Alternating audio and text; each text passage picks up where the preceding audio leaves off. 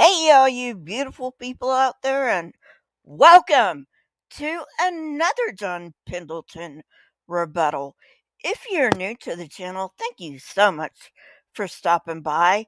Why don't you go ahead and subscribe for my fans and subscribers? Welcome back. If you are new, thanks for checking me out and giving me a chance. So, anyway, if you like this kind of content, why don't you go ahead and subscribe to me? I'm sure you won't be disappointed. And why don't you go ahead and check out the other videos I've already uploaded?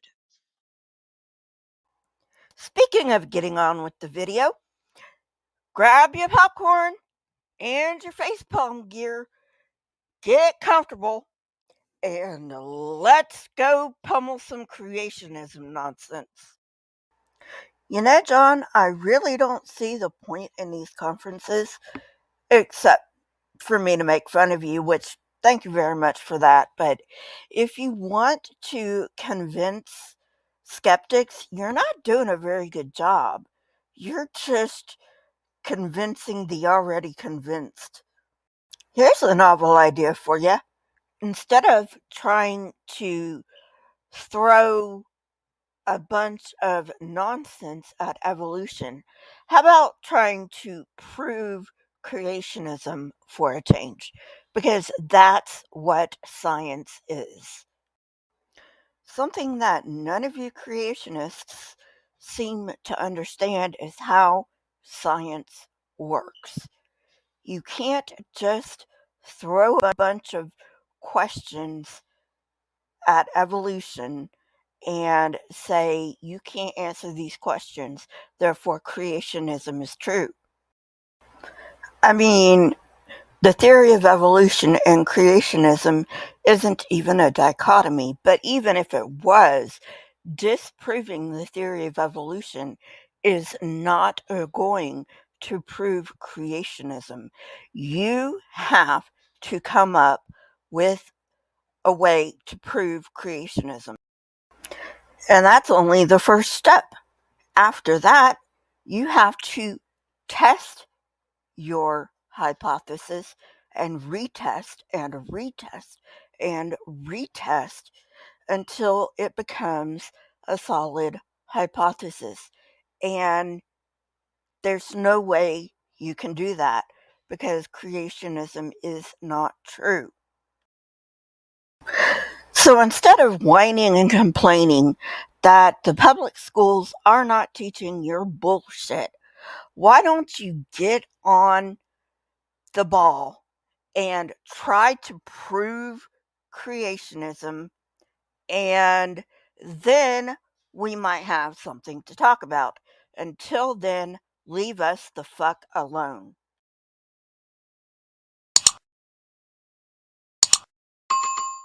Hello once again. I'm scientist John Morris Pendleton, and we're now beginning a series of 3 exciting conferences about dinosaurs, conferences 10, 11, and 12. Now before we get started, if you're viewing this in your home or if you're in a Sunday school class or in a class situation, if there's more than one of you there, I'd like you to do me a favor. Let's just take a few moments. I'm going to ask you about some 15 different questions. And if you're more or less agreed, would you raise your hand? In fact, how many of you have a right hand? Oh, good. Just about every. Nice. Another creationism in dinosaurs. How is this not going to be a retarded shit show? All right, John, let's see what you got for me today. You know, John, this might actually work if, you actually had an audience instead of, just looking out from a TV screen and pretending that you have an audience. That might help. By the way, just a little advice here, John. You might want to work on your comedy routine because you suck. At any rate, it's just me here, but what do you want? So, you got 15 questions, huh? Well, I don't really feel like answering them, but alright, if I really have to, go ahead. What you got? So if you're agreed with the statements I'm going to read here, you just raise your hand, and amongst your group or family setting there or class, you'll kind of just get to know one another what you think. Okay? First of all, how many of you believe that dinosaurs did not ever exist? How many believe that, yes, dinosaurs did exist? How many believe that dinosaurs are extinct? Okay, there are several on that one. How many of you believe that dinosaurs became extinct about 65 million years ago? Okay, we got some people on that one. How many believe that dinosaurs are good evidence for evolution? Okay, there's some hands. How many believe that dinosaurs are evidence for creation? How many of you do not understand the questions? Okay. How many believe that humans did not live at the same time with dinosaurs? Man and dinosaurs didn't live together. Okay. How many believe that humans did live at the same time with dinosaurs? Okay. How many believe that dinosaurs are from the devil? So, I'm actually gonna break these up into two different groups. I don't even know why I'm answering these. Maybe because I think it's hilarious. And there is one question that I do want to explain. So let's go through these, shall we? This question should actually be paired with another question that I'm actually going to explain. But yes, I believe dinosaurs existed. You'd have to be an idiot not to. Are you classifying birds as dinosaurs too? Technically, they are, but I don't think you would say it. I mean, you are a young earth creationist after all. But not gonna get pedantic. So yeah, dinosaurs are extinct. Scientists do put the extinction of the dinosaurs at around 65 million years ago. So, yes, about 65 million years ago, the dinosaurs did go extinct. Could you please be more specific on, are dinosaurs good evidence for evolution? I mean, that is a pretty broad question. So, could you be more specific? Considering that nothing is evidence for creation because creation never happened, no, dinosaurs are not good evidence for creation. Neither is anything else. John, are you one of these people who think the Flintstones was a documentary? Well, you're a young earth creationist, so yeah. The answer is yes. You do think the Flintstones was a documentary. No, the dinosaurs lived nowhere near man temporally. This is the one you should have paired with, do you think dinosaurs ever existed? As a young earth creationist, I was taught that the devil put dinosaur bones here just to mess with man, that the dinosaurs never existed. Not all young earthers believe that, but some did. And of course, they had to change their minds. It's funny that young earthers will make fun of the scientific community and those who accept science because they change their mind when new scientific information comes out. But when things get so outdated that they would actually be made fun of for believing that nonsense, they have to change their minds. How many believe that the Bible does not talk about dinosaurs? Obviously, the word dinosaurs in the Bible, but maybe there's some other words talk about dinosaurs.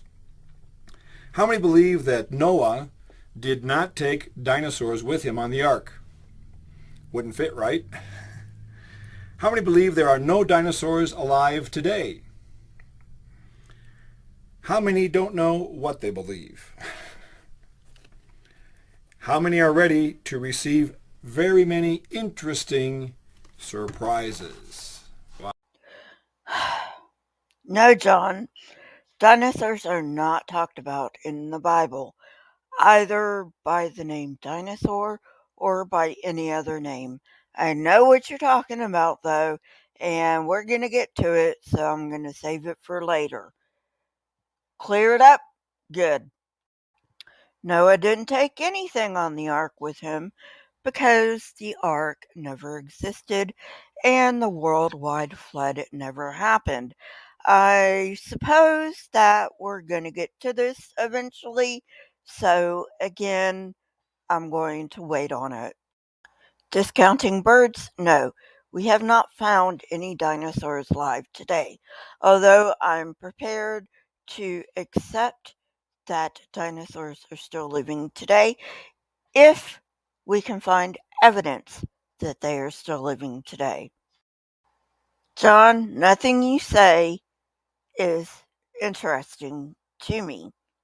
As for surprises, the only surprises that come out of your mouth are the amount of dumb statements that you make. Speaking of dumb statements, let's get on with the video. Many times in life we receive or don't receive new information based on our previous experiences, and that's basically normal. But many times there's going to come new information thoroughly different from what we're used to hearing, what we come to believe that is really the right answer, is helpful information. And if you don't have an open mind to receive new beneficial information, you're going to lose out on a lot. Wow, John, that statement is hypocrisy overload. And the fact that you cannot see that is very sad and an indictment on your belief system. Now, I thought about skipping this, but because I'm a religion channel and not just a religion debunk channel, I thought this was an important point to address. So I'm going to address it. John, you steal your stuff from other creationist websites and you don't even bother to fact check. Now, how exactly is that an open mind? Not only that, but I have an obligation to point out the very obvious here. Over and over and over again, you say, let's see what God has to say. Let's see what the Bible has to say.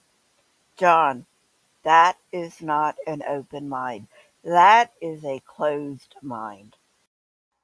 As a former young earth creationist, I can say this with confidence. If you bothered to fact check, you would see that these creationists are wrong. And if you have fact checked, but you continue to believe the bullshit just because you want to, then you have joined the ranks of the dishonest. Now John's going to show a little quote unquote balloon trick. I'm not going to waste your time with that, so let's move on. Now, what is a creation scientist? We are scientists that the first principle we work on is we believe in the creation of God, the creation by God, and we can study it to see the many different ways that that creation operates. Mind you, by the way, when you talk about dinosaurs to your friends, say, do you know who made the name dinosaur? It was a creation scientist, a scientist who believed in the creation of God. Shows how much creationists know. I generally hate using Wikipedia as a source, but I'm not going to spend too long on this, so it serves my purposes. Now, these are dinosaurs, and this is a lizard. Can you tell me the difference between these, John? I feel like a fucking kindergarten teacher right now. Well, John, in case you didn't notice, a lizard's legs stick out, whereas dinosaur legs are directly underneath them. They are not lizards. I also feel that it is my civic duty to point out that creationists are not scientists. Scientists do not start with assumptions. Scientists go where the evidence leads them. Creationists, on the other hand, start with the assumption that the Bible is true and only look for evidence that buffers their position, which, by the way, is getting more and more difficult to do as time rolls on. Back to you, John, for this shit show of utter insanity. Dinosaurs were born from eggs. That's how they were born, because they were part of the reptile family. Here I have in the studio a genuine plastic dinosaur egg. They were born out of eggs about this size. The biggest dinosaur eggs they found are about the size of an American football. But this is what dinosaurs were born from, was from eggs. Now, the thing I'm going to share with you next is some very important information about dinosaurs that you need to pay very close attention, because it answers all kinds of questions, clears up a whole bunch of doubts. First of all, we're comparing dinosaurs with other reptiles. For example, a crocodile. The dinosaur had its body on top of its legs, and when it would walk straight ahead, much as does a cow. Whereas a crocodile or alligator, their arms or legs come out from the side of their body, and when they walk, they waddle from side to side. Those are two major differences between dinosaurs and other reptiles.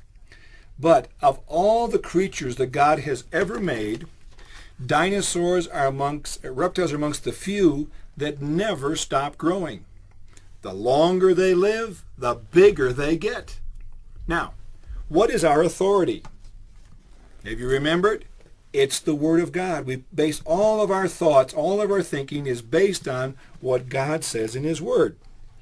And what does He say? Well, before the flood, people lived an average of 912 years. That's an average. Those are years just like the number of years I have, the number of years you have. Years were exactly the same. There was a special condition. A plastic, genuine dinosaur egg? John, you can't be that stupid. Nobody can be that stupid. If it's plastic, it can't be genuine. And yes, I am making fun of his pronunciation because I pronounce it genuine. Ah, so you do know that crocodiles and lizards and alligators have legs that stick out to the side. Well, I gotta say, I'm surprised that you know that, considering how dumb you are. I actually had to go looking for this claim because if you type in "Do reptiles ever stop growing?" the first few pages are creationist websites. Gee, go figure. But for the most part, most reptile growth is poorly documented. For the reptiles whose growth is better documented, their growth is extreme during the juvenile years, but then it slows dramatically as they age. So while this is technically true, no. John, how many times do I have to tell you that I don't care about your book because it is not the Word of God? Just because it says it's the Word of God doesn't mean it is. And while I'm on this topic, I should point out that the Quran also says it's the Word of God. So, by your thinking, you should believe that the Quran is the Word of God also. Doesn't seem plausible now, does it? Now, aside from the fact that there was no Adam and Eve, John is correct in saying that 6,000 years ago, days were 24 hours long. 65 million years ago, they were 23 and a half hours long. Now, the math on this is an awful long way above my pay grade, but it basically has to do with the moon-Earth interaction and the Earth's rotation slowing down. About 4.5 billion years ago, the days were about 4 or 5 hours long. And just as an aside, some young Earthers, like Kent Hovind, are going to argue for the recession of the moon being an argument for the young Earth, but this does not work because the recession of the moon is not linear. Everything grew bigger, lived longer before the flood. The question is, why? Let's go to our authority. Let's go to the Word of God. In Genesis chapter 1, it says, "And God said, Let there be a firmament in the midst of the waters, and let it divide the waters from the waters. And there's two bodies of water. And God made the firmament and divided the waters which were under the firmament from the waters which were above the firmament, and it was so. And God called the firmament heaven, and the evening and the morning were the second day." And so from this information in the Bible, we get this kind of a picture of the early earth. It was like inside a giant bubble of waters above the earth. This served for a number of purposes. One, it worked as a shield against the harmful radiation from the sun. Ultraviolet radiation, X-rays, cosmic rays. It increased the Earth's atmosphere, probably more than double atmospheric pressure. It made the Earth like inside of a giant greenhouse. The polar regions, as well as the equator, had almost the same temperature. If I keep pointing out how useless your book is and how I don't give a rat's ass about that book, it's going to take up half the series and probably is taking up more time than it really deserves. So I'm not going to do that. John, do you remember this picture? This is the picture of the Earth that you would have if you really and truly took your book seriously, because it teaches a flat Earth, not a sphere. And I find out more than a little hilarious that a quote-unquote biblical literalist such as yourself finds things in that book that are just way too stupid for you to take literally. But aside from that, remember when I said that the firmament would have an immense greenhouse effect? So yeah, that wouldn't work. Go figure. One more thing before moving on. We weren't always in an ice age, John. An ice age doesn't mean that the entire Earth is covered in ice. An ice age is a term used when at least some of the Earth is in permafrost. So, yes, we are in an ice age. We are just in an interglacial. And it shouldn't be a surprise, because God in His Word says that one day the lion shall lie down with the lamb. He also says in Isaiah, "The lion shall eat straw, as does the bullock." Isaiah 65:25. And so it perfectly fits with what God says in His Word. Now, if dinosaurs were still alive, you could have a pet dinosaur. Only problem is they keep on growing and wouldn't fit in your bedroom. We could also go riding, not only on donkeys and horses, but also on dinosaurs. You're kidding. Are you kidding me, man? What, are you kidding me? You're kidding me. You gotta be kidding me. Are you kidding me? I mean, are you kidding me? Are you kidding me? You gotta be kidding me. You gotta be kidding me. So, you guys really didn't miss anything that I cut out. He's talking about a lion that never ate meat, and I'm not going to go into that because Logic and Surus go into it. So, go to Logic's channel if you want to see that. I want to get to the dinosaur part. I would like to point out that John's probably getting this from the Ica stones, and the Ica stones have been known to be forgery since the 1970s. Come on, John. Get up to date. So, wait a minute. You think that even if dinosaurs are alive today, which you have not proven that we could go riding on dinosaurs? John, there are plenty of things we could quote unquote go riding on right now, but we don't do it. And why don't we do it? Because they're fucking dangerous, you moron. You know, John, I should have told you this a long time ago, but I'm kind of a soft-hearted son of a bitch. So, anyway, I'm going to tell you now, for your own good, shut the fuck up so you stop looking so stupid. Some animals are not meant to be domesticated, John. They belong outside.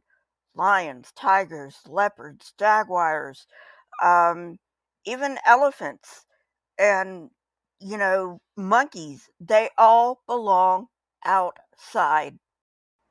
So even if there were dinosaurs alive today, they would belong outside. And by the way, even if there were dinosaurs alive today, that would say nothing about the theory of evolution. So why are you even bringing this up?